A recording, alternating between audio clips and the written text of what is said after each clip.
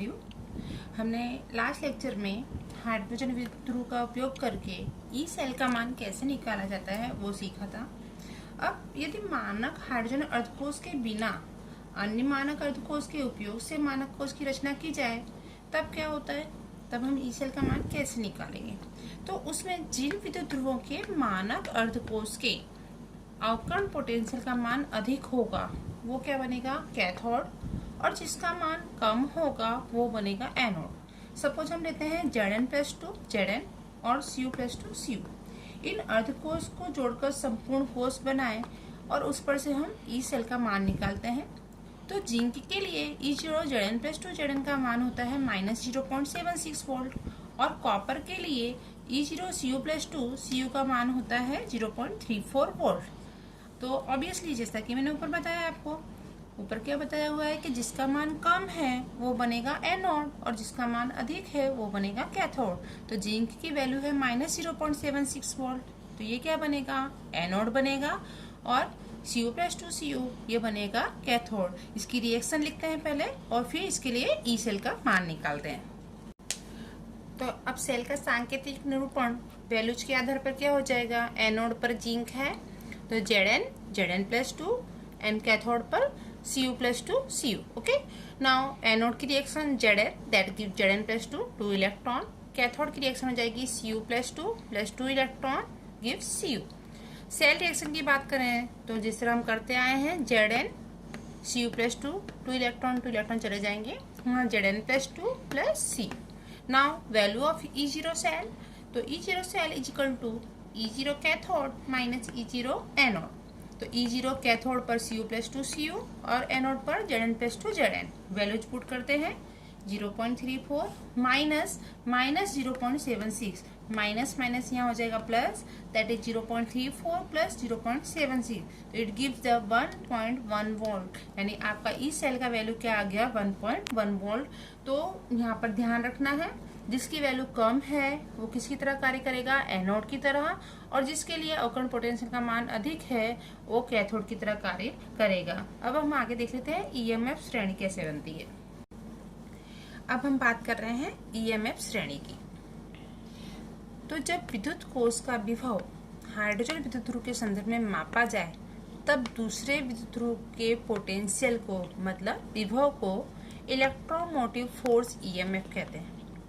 और विभिन्न मानक अर्धकोश के अवकर्ण पोटेंशियल के मान उतरते क्रम में व्यवस्थित करने से जो श्रेणी बनती है उसको कहते हैं, विद्युत ध्रुव की श्रेणी को कहा जाता है ईएमएफ श्रेणी। आप अपनी बुक खोलेंगे तो बुक में एक सारणी दी होगी जिसके अंदर सारे विद्युत विभव के मान दिए होंगे। तो सारे मान आप बिल्कुल ध्यान से देखेंगे तो आपको पता चलेगा कि सारे मान उतरते क्रम में दिए। वहाँ पे हाइड्रोजन जो वैल्यू है, हाइड्रोजन वाले विद्युत विभव का जो मान है हाइड्रोजन इलेक्ट्रोड का, उसका वैल्यू है 0, और उसके ऊपर जो जितने दिए होंगे वो सारे होंगे पॉजिटिव, और उसके नीचे जो दिए हैं वो नेगेटिव। मेरे पास जैसे कि बुक है, मैं आपको बुक में से बता रही हूँ। तो देखो यहाँ पर ये पोटेंशियल के सबके मान दिए हैं, 2.87 से है 1.81, 1.78, इस तरह सीरीज में उतरते क्रम में ये सारे मान दिए गए हैं। आप नीचे आते जाएंगे वैसे वैसे इनके मान घटते जाते हैं। नीचे के मान है माइनस में और हाइड्रोजन के ऊपर के सारे मान है पॉजिटिव।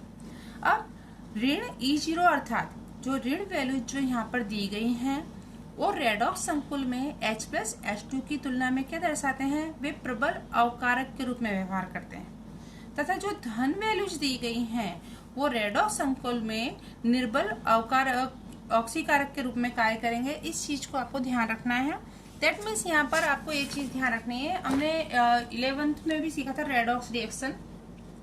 जो कैथोड पर ऑक्सीडेशन अपचायक कौन होता है, जो ऑक्सीडेशन प्रक्रिया का अनुभव करता है। तो ऑक्सीडेशन प्रक्रिया का अनुभव कौन करेगा, जो कहाँ होगा, एनोड पर। तो एनोड पर जो होगा वो किसकी तरह कार्य करेगा, अपचायक की तरह कार्य करेगा। कैथोड पर जो होगा वो रिडक्शन यानी अपचयन प्रक्रिया का अनुभव करता है, तो किसकी तरह कार्य करेगा, प्रबल अब ऑक्सीकारक के रूप में कार्य करेगा। तो इन चीजों को आपको, छोटी छोटी चीजों को यहाँ पर ध्यान रखना है।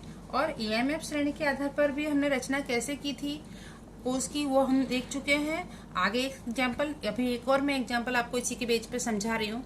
कि जिसका, और उसमें आपको ये चीज़ ध्यान रखनी है कि जिसका वैल्यू कम है वो एनोड बनता है, जिसका वैल्यू अधिक है वो कैथोड बनता है। तो इसको लेकर हम एक और एग्जाम्पल करने जा रहे हैं, वो देखिए आप।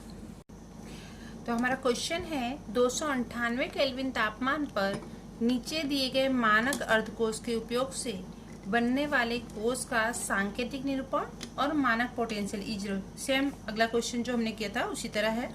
तो यहाँ पर जिंक और सिल्वर लिया गया है। E0 Zn+2 Zn का वैल्यू दिया हुआ है -0.76 और सिल्वर का दिया हुआ है 0.80।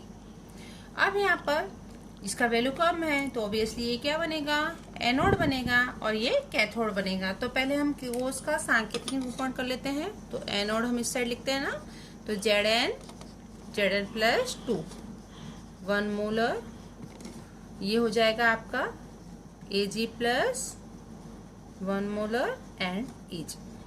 ये हो गया आपका सांकेतिक निरूपण। अब एनोड की रिएक्शन लिखते हैं। तो एनोड क्या हो जाएगा, एनोड तो जिंक का आपको एकदम परफेक्ट हो ही गया होगा, Zn+2 2 electron. Okay, Zn+2 2 electron. Cathode क्या हो जाएगा, Ag plus electron and Ag। Electron संतुलित करने पड़ेंगे ना, यहाँ पर 2 इलेक्ट्रॉन है, देयरफॉर यहाँ पर 2 एंड 2 Ag। अब लिखते हैं हम अपनी cell reaction, that is Zn+2 Ag plus that give Zn+2 and 2 Ag। ये हो गया आपका सेल रिएक्शन। गॉट इट, इतना आपको कंप्लीट हो गया। अब हम आगे निकालते हैं इसका E0 सेल का वैल्यू। तो E0 सेल का हमारा सूत्र होता है E0 cell is equal to E0 cathode minus E0 anode. Okay, अब कैथोड है हमारा E0 Ag plus Ag, E0 Zn+2 Zn। This is the 0.80 minus 0.76, minus minus हो जाएंगे प्लस 0.76। तो दिस इज द 1.56 वोल्ट। आगे बच्चों समझ में, E0 cell is equal to E0 cathode minus anode. Cathode और एनोड लिखा हमने। कैथोड की वैल्यू क्या दी हुई है 0.80, एनोड की दी हुई है -0.76। ये हो जाएगा माइनस माइनस प्लस, तो आपका वैल्यू क्या आ गया 1.56 वोल्ट। इस तरह आपको और भी एग्जाम्पल करने हैं। सिर्फ इतनी चीज ध्यान रखनी है कि जो माइनस है वो क्या हो जाएगा, जिसकी वैल्यू कम है वो एनोड और जिसकी वैल्यू अधिक है वो कैथोड। ठीक है, तो इतनी चीज ध्यान रख के आप और भी एग्जाम्पल्स करिएगा। नेक्स्ट वीडियो में हम आगे